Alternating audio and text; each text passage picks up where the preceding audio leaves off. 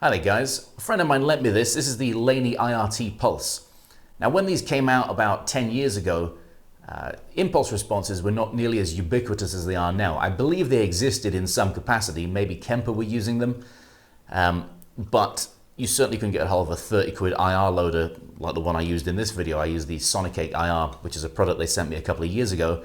I've been using it ever since. It's a good little unit. But you can get a free IR loader in the form of something like Neural Amp Modeler, NAM software, or Tonocracy now is also free. And then you could run this into that.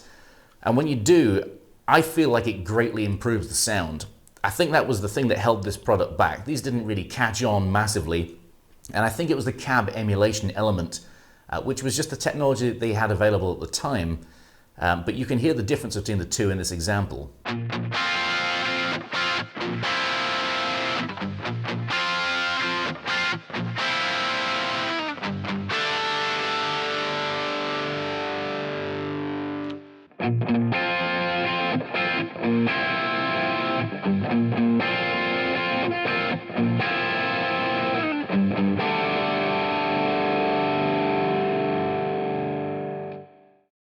I think the thing I like the most about this is the playability. It feels great under the fingers and it accepted my drive pedal really well.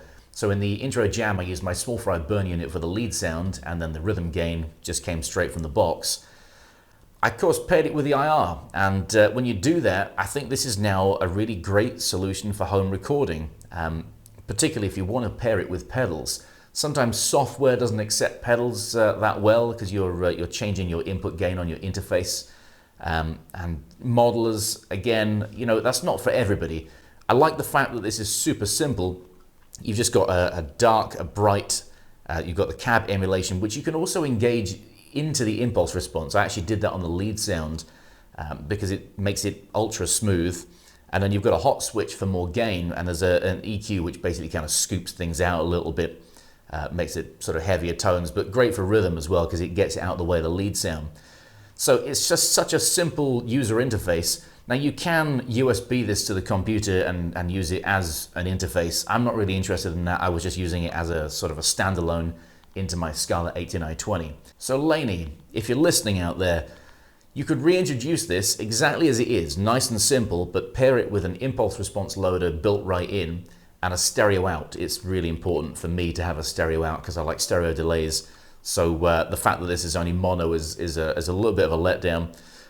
The USB interface thing, I don't think that's the most important thing to have on there. So if I could make a trade-off, I'd have the IR loader and not the interface element of it. But really good unit, and like I said, you could pair it with something super cheap or even free and pick one of these up used for under 150 quid. And that's a really good home recording setup. Anyway, thanks for watching guys, see you next time, later.